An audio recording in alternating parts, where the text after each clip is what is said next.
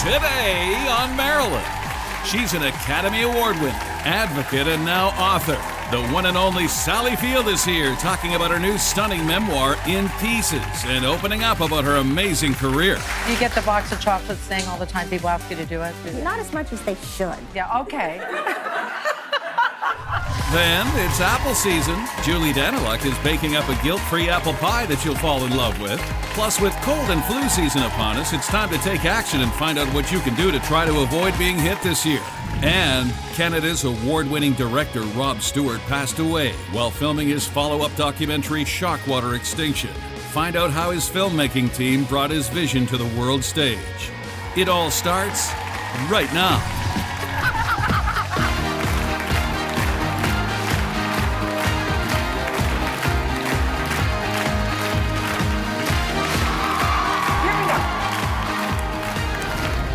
Are you ready? Here's Marilyn. Hi, everybody. Thank you. Oh, yeah. Okay, it's a good day today. Thank you for coming. Nice to see everybody. Well, here we go. Two-time Oscar winner Sally Field is with us today. And she's written a book about her life called In Pieces. And before we meet here, here's a brief look at her brilliant career. Here we go. Sally Field, daughter, mother, actress, director, activist, and now author. She became a household name for every generation, winning 2 Academy Awards, 3 Emmys, and 2 Golden Globes. She soared into our hearts as the Flying Nun in 1967, and then made the tough transition to serious TV and movie star with over 50 credits to her name. Sally has had a major impact on Hollywood. And now, piece by piece, and in her own words, one of the most beloved and enduring actresses of our time tells all. Please welcome Sally Field.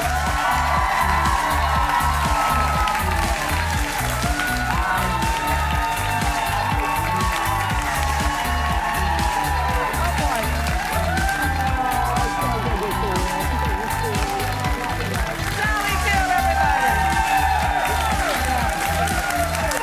Yes. Have a seat. Hop up on that seat. Okay, crawl up on that seat. Oh my gosh, I'm so happy to see you. This is her second visit. It is. I like Marilyn. I like Sally. I like Sally so much. And I remember the last time you were here for Lincoln. Yes. Which was a powerful movie, yes. And you talk about it in this book.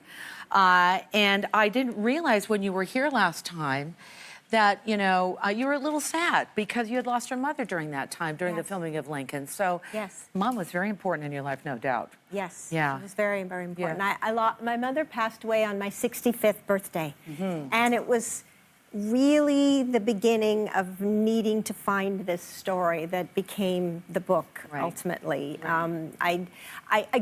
I knew that I would grieve, but I thought I had done all the right things that you hear you should do when you're losing your parent. You should talk to them and resolve things that you feel are hanging over. And we had done that, and yet when she was gone, I was so deeply disquieted. Something was growing on me, something was festering, and I had to find out what it was. I had to dig out all those pieces. All those pieces. Line them out in front of me, see if I could put them together and learn what it was that I was missing. So interesting in this book, too, you say that those tears in the part of the Lincoln story when he dies, when he's assassinated, those are your real tears. Oh, yeah. Mourning the loss of your mother. And I'm thinking about, it takes sometimes a major turn in your life to make you face things. So had you been thinking about writing the book before you actually did the book? Or did it take your mom? You know, Marilyn, in reality, I think I've been brewing with this for a very, very long time. I was always taking, when I had time, I never had an education and always felt the real lack that I never went to college and barely got out of high school. Mm-hmm. And I was always taking adult extension classes, writing classes for years, various ones here and there, mostly at UCLA. And whether I even finished them, but I would write short stories, write things, and then when I was doing a television series, Brothers and Sisters, I would go to this writing workshop on the weekends that was primarily women, and it was a lovely place. And I would spend Saturdays writing, and some of this started coming out. And my mother was very ill, but still alive. And when she passed, it was I knew now I had to find it. I had to know what it was that had been driving me all this time. And with this book, 7 years it took to write? Yeah, it took me 7 years. Then you have to think about how much I want to put in the book. I got to tell my 3 wonderful sons about the stuff that Mom's going to put in the book. Yeah. And then I'm going to go on a book tour and talk about those things in the book. That's a lot of layers. Yeah. So how did we approach our 2 older sons first? Was Sam different than Peter and Eli? No, I didn't really tell anybody. I told very few people, and the people that I did tell, I put in the acknowledgments because then they were like, always I was talking to them about it. Very few people knew I was doing it. And I know that it is a memoir, and I learned so much that different than an autobiography, it was that I was looking for one specific story, like looking at it through a picture frame, and everything else in my life that didn't pertain to that one very specific story had to fall away. So it wasn't all my films. It isn't really about my career. It's about something else. And ultimately, when I did sell it, bam, that was. My sons didn't see this book until the beginning of this year. And of course, I was a nervous wreck. I gave it to each of them at the same time. 1, 2, and 3, here it is. Now, Peter's in his 40s, right? Peter's in his late 40s. Eli's 2.5 years after him, and Sam is 30. So Sam was the one who knew the most about it. At the end, I was talking to him about it more and more because I couldn't figure out what I had learned. Why had I done this? What had driven me? What did I see that I hadn't seen before? And it was Sam that pointed out how different I was in that 7 years, how something had shifted in me so dramatically, but I couldn't feel it until he pointed it out to me. The importance of your children, you've got to listen to them every now and then. Right, they become parents to the parents. Yeah. They really do. In this era of Me Too, you discuss in this book abuse from your stepfather and from a director, and I would have to say the timing of this is quite good in that people are talking about it, whereas when people, if they would write anything about that in their memoir or their autobiography, they might not include it, or they may not even want to talk about it on a book tour. And I would have to guess that so many people are talking about, hey, I've got a story to tell you too, since you told us our story. Am I right? I wish that I had the kind of book tour where I really got to talk to people. Yeah, right. And a friend of mine who'd been on a book tour said, oh, you're going to love it because you can really be there with people and talk to them. And I'm finding it's kind of different. It's interesting because I've been all over the United States already, and we'll go back and then go to London. And I don't have really enough interaction with people. I'm more like talking to people. But even within that, I'm feeling this generosity of people wanting to know because it releases them to have their own sets of feelings. More than the Me Too or living, growing up at a traumatic childhood, it really is, for me, was an examination at how to unweave the patterns that are set from your own childhood survival mechanisms, whether they come from a traumatic childhood or just a childhood that's is what it is. And as adults, our task is to see if we can untangle it, because I felt my childhood survival mechanisms were keeping me in place. When they served me as a child, they needed to serve me, and I needed to look at how they served me and how I had used it, even in the early parts of my career. But I needed to unhook it. It needed to be taken off and hung up in the closet so that I could move on into this part of my life. So when you move on part of your life, you realize how much your childhood impacts your adulthood and choosing of people in your life. Yeah. For example, when you were with Burt Reynolds, for example. I was mad at him. I'll tell you why. I was mad at him because, by the way, you look adorable in this picture.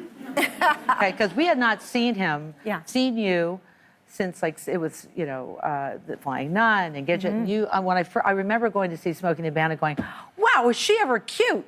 And they're like, without the nun outfit on.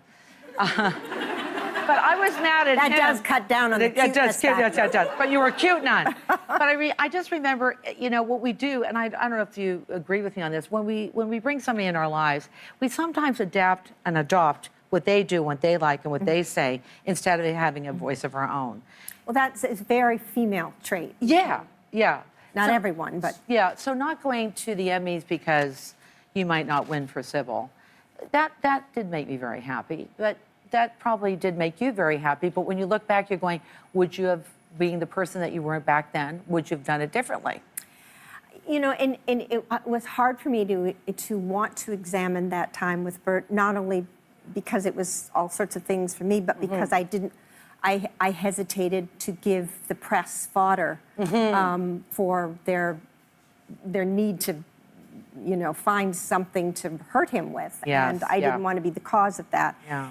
But my telling my feelings about that time was less about him than it was about me in it.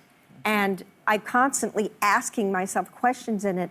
If I could have been different, if I could have been out of the patterns that were so deeply ingrained in me to behave a certain way and react a certain way, I was reacting to things perhaps that I wasn't even, a stimulus that wasn't being given then. It was from my childhood. And I say in it, if I could have been different, would he then have been different? And I don't know. And those are the things you wonder. I'll never know, because at the time, when I was in my late 20s, I was so very deeply affected by my childhood, even though I could feel something, me pushing against it, trying to get out of the deeply ingrained, the ruts in my road, I called it. Right. And before we take a break, your sons now knowing the story. Yeah. The reaction I'm certain that they were very supportive, but were you surprised by the reactions, especially the older two? I was terrified to have them read it, but it will always be one of the great moments in my life because their extraordinary generosity and it did open up kind of a new dialogue between us, which was wonderful and interesting. But also, they're all writers. So what was wonderful is they all gave me notes. I said, wait, did I ask for notes? No, I asked for emotional support. Wait a minute, treated like a professional piece of work. Did you have this is so funny. I don't know if these are notes, but when I read your book, I have notes too. but not how to write better. I went, I've got to ask her about this, and this. So much to talk about. Well, I love the fact that you're here, Sally Field. We're going to do part 2. Talk about your wonderful work when we come back. Sally Field. Hey,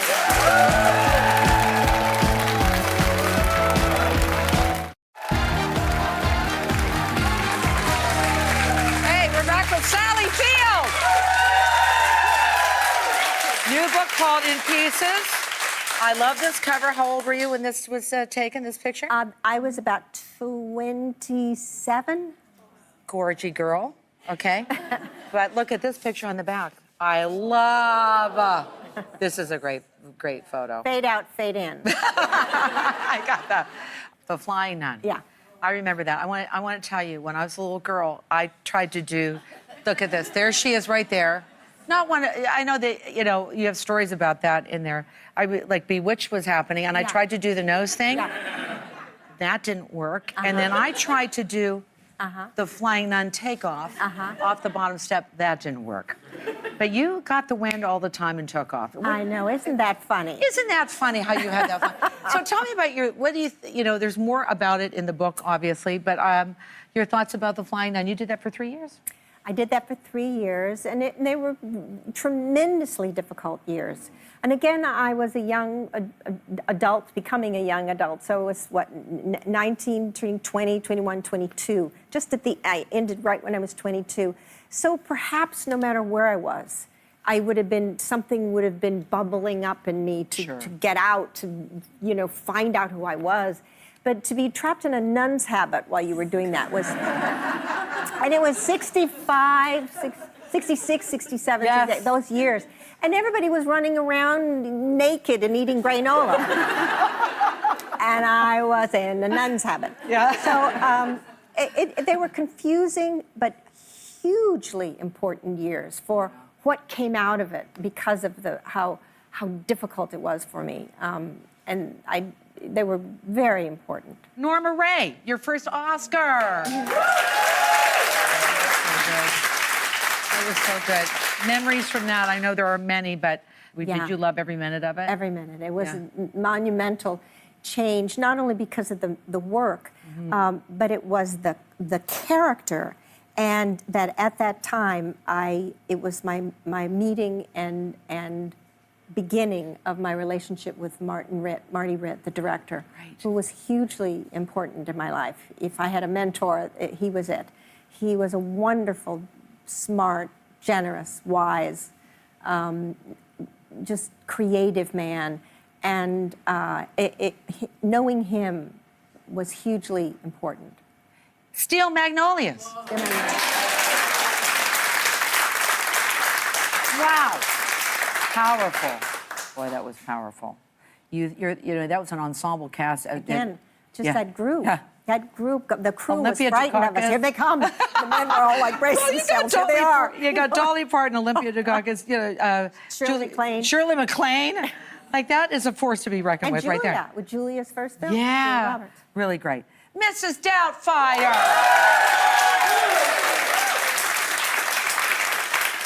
So good. We miss Robin Williams. I'm guessing that you had to do a lot of takes because he made you laugh so hard. Well, I'm guessing. I don't know. I drove Robin crazy because I would never break up. I was the one actor that never broke up. I just wouldn't do it. But Robin was so wonderful, so much fun, but he was so exhausting because he wanted to do it. It wasn't that he ever goofed up anything. He never did. No. He had 100 million ideas of what he wanted to do. How about if I crawled through the kitchen window? It's like, why would she be crawling through the kitchen? Well, just do it, it'll be great. Such joy, that movie. Such joy, I loved it so much. Such a family movie. Forrest Gump. Now, that was, you get the box of chocolates thing all the time. People ask you to do it, do they? People ask me to say that no. They do. And, not as much as they should. Yeah, okay. She's honest, I'll tell you.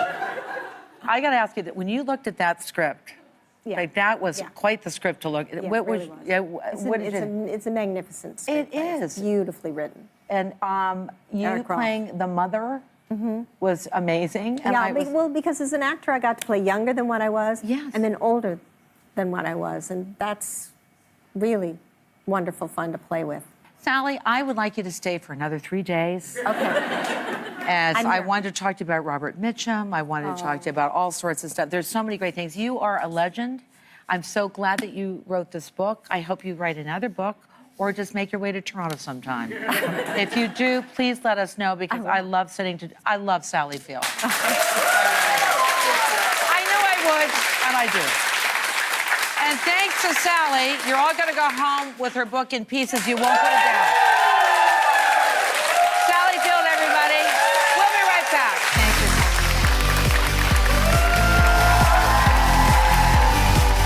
Up next, it's apple season. Julie Daniluk is baking up a guilt-free apple pie that you'll fall in love with. That's up next.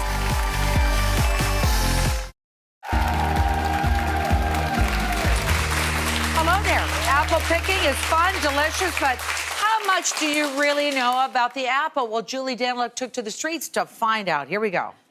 It's apple season here in Canada, and I'm so excited to share the bounty and really get people enrolled in eating more apples with all the tremendous health benefits. Let's go see who I can find to give these apples to. Would you like to pick out an apple? What's your favorite variety? Actually, we have lots of different kinds in there. Do you have Honeycrisp? I do. That's a Honeycrisp right there. How long do you think humans have been eating apples? At least 100 years or more. 6,500 years. Wow. What's your favorite apple? I like the Granny Smith apple. Yeah, Granny Smith. Well, you trade with her. There you go. Oh, I got another Granny in there. There you go. There you go. You're gonna make it all the way to a Granny because you're eating more Granny Smiths. I like a real crispy apple. Yes, the fall is perfect for apple picking. Have you ever plucked an apple from the tree yourself? Yes, I used to Yeah. steal apples when I was a small child. What do you love about apples? I think it's the crisp, the crunch. The crunch, exactly. Did you know apples are that crunchy because they're 25% air? That's what makes them actually float. You can't sink an apple. Well, as long as it does an apple teeny, I'm good. It's gonna help your liver work better. Great. So that is always helpful if you've had a little wine at 9, if you know what I mean. I do know what you mean. In Greek mythology, I have a funny fact for you. Did you know that if I was to throw an apple at you, it means I love you? Oh, wow. And if you catch the apple, you love me back. So do you mind if we, Oh, very sweet. Is there anything you want to know about an apple? You know how many calories they are? Yeah, that one is a really big one. So I would say that's about 110 calories. Oh but my the goodness, average wow. apple is only 80 calories. So Wow, it's an wow. incredible thing to help fight any sort of hunger because Yeah, it's yeah. so pumped full of fiber. Nice. Yeah. Apples will keep you fit. Oh. Oh, fantastic. Another convert. Ontario apples. Yes, they are Love to so the farmers, delicious. love to the ecology. Yes, and the certified organic farmers out there, they're real, it's such a noble profession. You got one Thank for me. you. Oh my goodness, I'm gonna walk out with apples more often, Marilyn. Thank you so much. They love you, Julie Denlow. Please welcome Julie. Great to be back.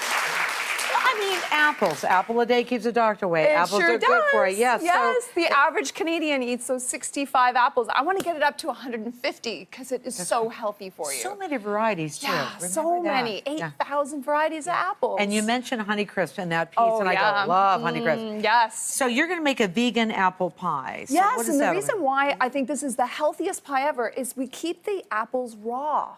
And so it has the extra health benefits of having all that skin. Isn't that interesting that normally you would peel the apples? This one we keep the peels on because it's so nutritious. Yeah. That's where all the quercetin lies, which is the bioflavonoid that really helps to reduce allergic reactions. So first up, we're going to actually really thinly slice the apples. If you own a mandolin, Carefully. this is the chance. Yes, I've had the students slice their fingers. That's why we're going to use a guard. Right. And we're going to really... Guards are good. Isn't that awesome? And I Yeah. just love how easy this is. You just slice up the apple. Now, if you don't own a mandolin, AKA V-slicer, all you need to do is slice it as thin as possible. Okay. Yeah, and there you go. It's going to be nice and thin. And this is why you don't need to cook the apples, is because this actual method really does do such a thin job that once we marinate it with the honey, it's actually going to soften the apple up really nicely. Okay, so there that's you go. the point of that. Okay, Yeah, gotcha. so here we go. So that's that. And how? Yeah. And so you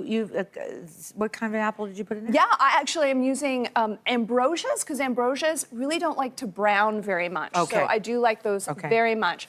Now, okay, we're going to add our honey in here. You'll be shocked at only 2 tablespoons of honey for 5 apples because it's such a naturally sweet dish. You don't need a lot of sweetener. So this is going to be great for those people who are really trying to avoid high sugar. Lots of ginger helps to settle the tummy, which is great. The nutmeg. This is supposed to help calm a hyperactive mind. I think I need to eat this every day. It doesn't seem to be working for me. You should have a little bit more than you normally have. Exactly. You know me and my hyperactivity. But here we go. We got 2 tablespoons of cinnamon going in, Yeah. which is a shocking amount. But this wonderful form of cinnamon, known as Ceylon cinnamon, is exceptionally good for balancing our blood sugar and also anti-inflammatory, which is what's it called? lovely. What kind of- what's that? Ceylon cinnamon, otherwise known as true cinnamon, has incredible healing powers. So that's what we should be looking That's really, for. if you want to look It's for that cinnamon, form of that's the cinnamon, good it's one. just great. Now we're going to just juice a whole lemon, and this is about 3 tablespoons of lemon juice. Just in case you can't get to a fresh organic lemon, you can just add those 3 tablespoons in. And that's good to help the apples not to brown. Exactly. Right, And it's also right. going to balance all the sweetness in the dish. I just love this. And of course, all that vitamin P is the bioflavonoids in here is going to carry the vitamin C into your body, which is great for making extra collagen And lady, we can all use extra collagen, right? I'm feeling it right now. I know, it's amazing. So there you go. So that's it. And now we're going to toss this together. Yeah. And imagine in television time, this would normally marinate for 30 minutes and we would drain this, but we just don't have time in television world. So we're gonna pretend and speed up, but I can't believe how lovely and delicious that is. Smells so good. Now, if I can get you mixing that, I'm gonna get on to making our pie crust. Let's talk What's about in the pie crust? What's what up in the with world that? is in that, I bet you right? there's nuts in there. Yes, there is, but I have an alternative. So we have our wonderful nut crust made with cashews and hazelnuts that have been soaking for 20 minutes, and that allows the cashews to soften. Okay. And when we add our wonderful dates and some vanilla extract and more cinnamon and a pinch of salt to really balance it out, we end up with this beautiful pie crust that looks like a cookie dough crust. So great. So I'm going to pack some of this. You see how it looks exactly like cookie dough. Yeah. So it's super fun and easy to do. This is a great thing to do with your family at home. And you don't have to be as precious as you do with that other kind of crust. Exactly. You don't have to roll it. You don't need to knead it. You don't need anything. You're just going to pack that down, and now it's ready to go. Looks fantastic. And now you're ready for that to go inside here. Now, so let's we do have it. a wonderful food stylist called Claire. Yes. And she did it so beautifully. There she They're in did. circular motions, not Yes. us. We're doing it this way. Yeah, exactly. You're going to just slap her in there. Slap her in. Normally, when it marinates, you might need to drain some liquid, but it hasn't yet. Okay. So this looks great. Let's put add more. just a little bit more. more. Yeah, we want to stack her high and watch her fly. There you go. It's good. She's been into the cinnamon, everybody. Because everyone is going to love this. There you go. So it's going to be a nice high crust. Don't worry, as it marinates, it's going to come down a little bit. There you go. Now it's nice. Here's my idea of a design. Yeah, right. Ooh, very fancy. I think we need to bake more often together. That looks so good. Okay. And last but not least, we're going to put our crumble crust together. This is super fun and easy. All we're going to add is our hazelnuts and our cashews. Hazelnuts are really high in magnesium, help for relaxing. The cranberries, great not only for urinary tract infections, but also helps to prevent H. pylori bacteria in your stomach. So everyone should increase. Yeah. Well, it really helps to eliminate any risk of ulcers when you kick out that H. pylori bacteria. So cool. The wonderful quinoa flakes are an option here instead of using oats. This keeps it truly gluten-free. And also is a great thing for vegetarians because it's high in protein. Right. Which is lovely. Now, when we crumble this together, when we use our nice Food Pro and just give it a nice tap, make sure that, it worked today. It's a miracle. There we go. Excellent. That's it. Now we take our crumble topping and we sprinkle it over here, which looks great. Yeah. Woo! Isn't And then that how long nice? does it for it to settle before? Yeah, you can do it? I would say if you give it 30 minutes to marinate here, it'll be ready to serve quite quickly. There you go. It's great. And the last thing I want to show you guys is this cool hack. All you do is take 50% nut or seed butter and 50% honey to make a beautiful glaze, stick it in a baggie, cut off the tip. Now you have an instant piping bag. No need to own a fancy piping bag. And this is going to make a gorgeous glaze for this. Isn't that nice? Julie Dale, everybody. Hey, I want to say this. That's so pretty. You can do small, and before we take a break, Jules, before we take a break, here's the pie. You can do little desserts. Yeah, in little desserts. Yeah. And I also want to show off that this allows you to go nut-free. How many kids can't have nuts nowadays? You can actually substitute pumpkin seeds, hemp hearts, and sunflower seeds for all the nuts that I talked about. And that way you also have a nut-free version that keeps the whole family safe if needed. Okay, so that everybody. looks great. Recipes on Marilyn.ca. Thank you to Julie. We'll be right back. Coming up, with cold and flu season upon us, it's time to take action and find out what you can do to try to avoid being hit this year. Don't miss it.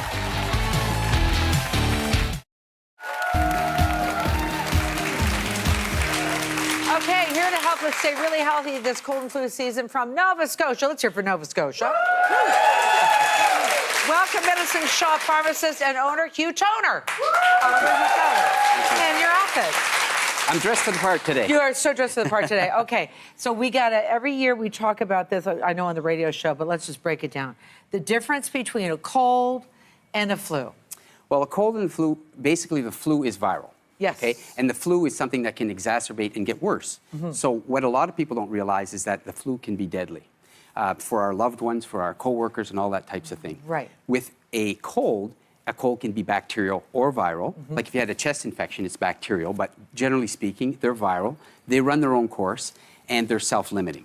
Okay? So, but one of the main things that I find the best thing to designate between the two is the fever. So with the flu, the fever can be in the 39 to 40 degrees Celsius range, can last 3 to 4 days with the flu. Whereas with a cold, a flu is much less severe. Like the fever. The fever itself, yeah, it's much less severe. It's there, but it's not high for 3, 4 When days. you have the flu, you know it. You've got chills, you got aches, headache, fever. You're down and out, and you can be down and out for as many as 3 weeks. With a cold, less severe, it's a bit of a pain, but within a week, usually it kind of resolves. Right. Should you stay home if you have a cold? Well, good question. You know what? It's interesting. It's always a problem, right? It is, because first of all, we're guilty. We're all busy. We have busy lifestyles, and we have families to feed. Yeah. So we want to go to work. Sure. But we don't Or want we want you to get at away work. from our families. There you go. We don't want you to go to work. If you have the flu or the cold and it's severe, we want you to stay home. We want to isolate it, give you a chance to heal, get yourself together, so that when you come back, you're coming back safe for everybody involved. So the prevention, of course, is key. So let's talk about flu prevention. Okay. So flu prevention, I mean, what you want to do is washing your hands for one thing, right? Washing your hands, you want to make sure that people think that, if you don't want to be wiping your nose or your mouth or those types of things. It's amazing how much you touch your face during the day. You're touching it right now. I heard a statistic that once every 15 minutes I'm we not touch our shaking nose. hands with you. You said it was your eye, it was your mouth. Okay. Yeah. But that's one of the preventions. The other thing is I talked about the 6 essentials last time I was on. Yeah. What you eat, what you drink, how you rest, how you sleep, how you think, and how you breathe. So all of those are preventative. Flu shots. People go, I've never had the flu shot. Well, whether you decide to have the flu shot or not, you want to say have the flu shot, right? Yeah, absolutely. Yeah. You get the flu shot, and you have to realize that it takes a couple of weeks for the antibodies to build in your system in order to fight the flu. So we encourage people to get the flu shot early. As soon as the flu shot comes out, get out there, and it gives your body a chance to build up that immunity. I get the flu from a flu shot, Hugh. Well, not true. Not true. No, not at all. Because what happens is that sometimes there's a little bit of irritation at the site. Yeah. But, I mean, you can take a little bit of Tylenol or something like that for the pain. But I will tell you that I won't give the statistics, as I want to make sure I'm right. So in the United States, where flu shots are not free, there were many deaths last year, deaths from the flu. By comparison, in Canada, minute, because we have the availability to get the flu shot. Right. In most provinces, the flu shot's free. Yeah. And the pharmacy, you can walk into a pharmacy and get your flu shot. With the medicine shop, for example, in most of them, you can walk in. You can just walk in off the street, and they will look after you and get your flu shot. What is the newer to the market, a high-dose vaccine? What is that all about? That's something that's new. High-dose vaccines, the statistics are showing that it's 24% more effective for the flu. I'm sure it's going to be a little more expensive. It's new for us this year as well. Okay. There's only about 5 provinces that actually are showing coverage, as far as I know. But the provinces are slowly coming on board with that. And when I come into you, the pharmacist, and I say I'm diabetic, or I should let you know what my challenges are health-wise before, right? Because we don't all need the high dose. It's No. going to be more expensive, but there's going to be people with chronic illnesses that are more susceptible and that, could be in danger. So Right. that You may need help. to let them know about that. And cold prevention, you have to wash your hands. The same idea. Absolutely. Do all that sort of thing. Yep. So if you've had the flu for more than 10 days, you need to see your doctor. Yes, because there might be something else at play. Okay, so that's very important. You want to be cautious. The other thing is when you're talking about symptoms, treating symptoms for flu and cold, it can be very hard to navigate because you go into a pharmacy and there's a sea of products. What do I choose? Oh, there's so many, yeah. But that's what pharmacists are there for. Like, I can speak for the medicine shop. You come in, the owner's in the store, they'll take you, they'll walk you to the section. Our goal as pharmacists is we want to provide you with the best care, the least amount of drugs for the most effect, and the least side effects. So I come to you, nasal congestion, and you're going to say neti pot? Neti pot. Neti pot's interesting because it's a saline product, and as we know, the ocean is natural. It's a very healing, Salt water, yeah. Salt water. It mimics salt water, so it's in one side of the nostril, out the other, and it helps to soothe the mucous membranes and allow for easy airflow. And we talked about diabetes and high blood pressure, so that's not going to affect it. That's not at all non-medicated. So what about the rest of these things you're going to show us right now? So yeah, other things that you can do is like I said, we're going to pinpoint and try to zero in on what is it that you have so that we can we can not give you more than you need. Right. So antihistamines, runny nose, sneezing, watery eyes. What does that do? That just kind of clears It dries up the mucous membrane so Okay. that you can, you don't have the runny nose and you Okay. don't have the post-nasal drip. So we'll question and ask and kind of tease out what it is that you have and then line you up. Decongestants, Yes. pseudoephedrine, other decongestants, those help to get rid of congestion and stuffiness and that type of thing that kind of hold you back, and with colds mostly. And you brought this in because? I'm a big advocate of salt water for gargle. Yeah. So you put a teaspoon of salt water in a cup, stir it up, lukewarm water. But what does it do? Is it more soothing than anything else? Or? It's very soothing, but it brings you back to nature. It's bathing in that environment. What the biggest thing is, people don't gargle. You gargle with this. You don't gargle enough. I say every hour, as often as you think of it, keep it next to you. And I've had phenomenal success. I don't even have to go to the next step. How long do you go? Gargle 10, 15 seconds. Wonderful. Thank you. Perfect. Pretty good. I was going to do that. But you know when you were a kid and your mother said gargle and you swallowed the first 3? So gargling for Very effective. every hour. Very effective. And you wanted to show us about cough lozenges. Of course, we have lozenges. Does that kind of diminish the coughs, or like, because sometimes there's hacking coughs that we've all experienced and they don't go away. That's going to soothe it. It soothes it. The way I describe it is it protects the back of your throat. Yes. And it allows the body to do what it naturally does. It's the body that does the healing in most cases. Right. So all these things help the body to get to that to that place. point. And that's two things you're going to show us right here. So we've got ibuprofen and acetaminophen. So those can be used for fever. They're both excellent. They're equally effective. A lot of people don't realize you can use either or, and they work. They're effective. They're cost efficient as well. But what's the difference between the two? Ibuprofen has an anti-inflammatory. So if you have like aches, pains, and muscle pains and cramps, Do the ibuprofen. I would go more the ibuprofen, depending on what medications you're on as well. But the aspirin, the acetaminophen, that one there works very well as well for fever. So they're both Very good. Cold and flu season coming up. Don't forget to get your flu shot. Yeah, and it's free. So get out there and get it. You get it. Thank you, Hooch Hoder. Protect your family. Protect your family, that's right. We'll be right back.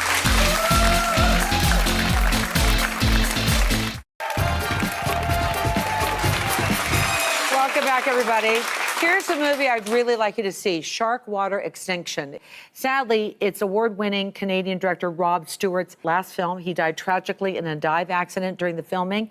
And I had a chance to sit down with 2 of his colleagues who were right there on the boat, who were able to help finish his brilliant work. Please watch.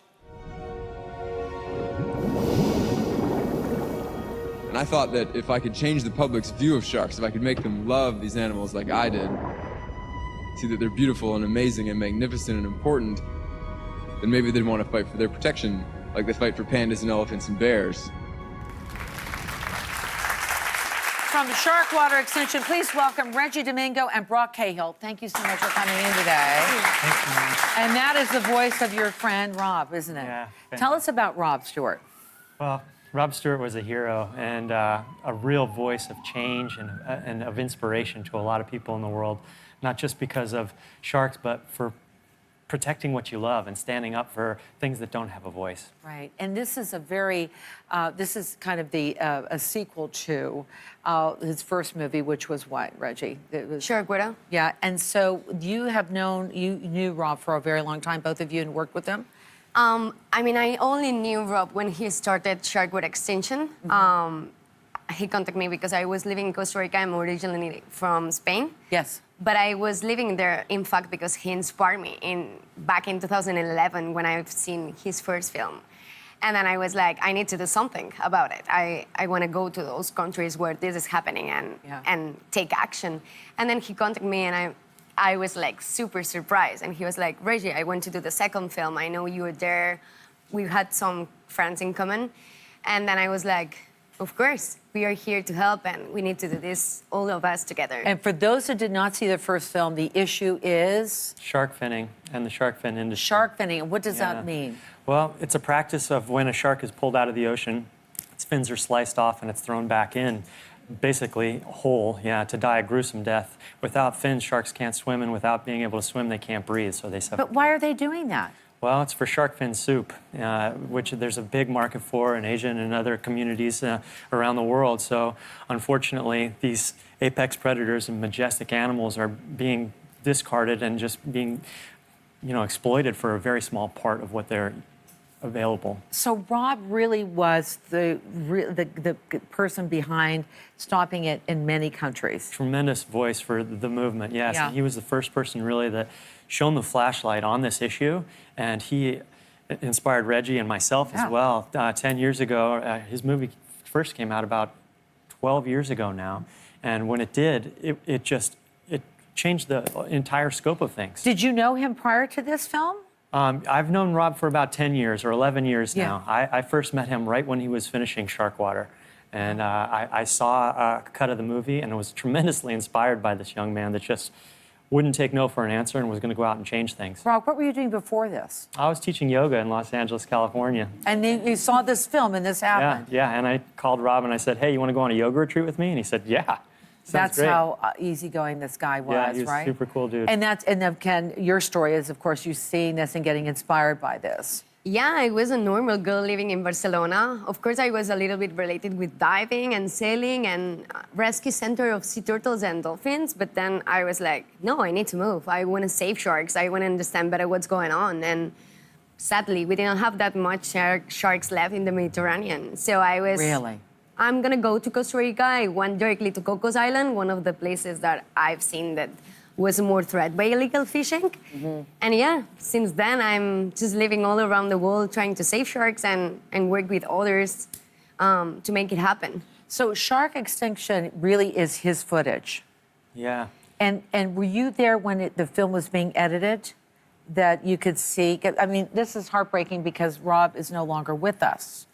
And so watching him and hearing him speak and the dialogue and watching him be in his environment, what made him most happy, which was, of course, being in the water, how it must have affected you very deeply, I'm sure. Marilyn, I got to tell you, I mean, it's been excruciating and heartbreaking, like you say. Yes. It's really challenging to relive those moments in the worst day of my life, but at the same time, we have this body of work that he's left with us, and it's a legacy. Yeah, and his voice is still with us. Right, and I hear it every single day. So this wonderful film, it is a blessing that we have this footage and that he left us with inspiration. So this film is, were you on the boat when he passed away? Correct.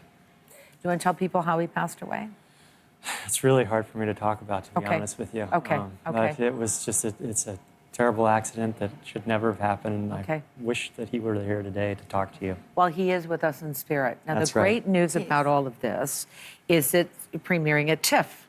Yeah. So that's an exciting thing. So and the backing of so many people getting the message out. So what do you have to say about that?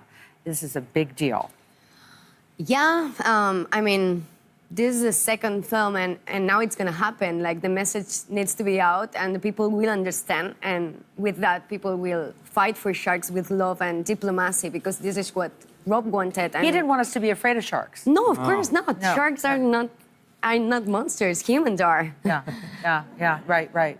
Well, listen, I thank you so much for coming in. I know it's an awesome thing to promote this film, but I know it's also very heartbreaking at the same time. Thank you. It's so nice to meet friends of Rob Stewart. Do not miss this film. It really is something else. We have to say goodbye. Thanks for watching us today. We'll see you next time.